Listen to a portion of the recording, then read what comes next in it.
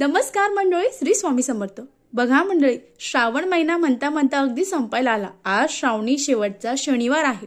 या शनिवारी आपल्याला अगदी साधा आणि सोपा उपाय करायचा आहे। आपल्या घरामध्ये काही इडापिडा आहे, घरात नकारात्मक ऊर्जा आहे, घरात सतत भांडणं होतात, कटकट होतात, कुणाचं कुणाशी जमतच नाही।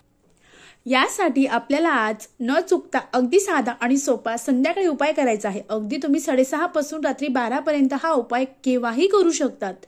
आपल्याला काय करायचं आहे तर आपल्याला मातीची पंती घ्यायची आहे।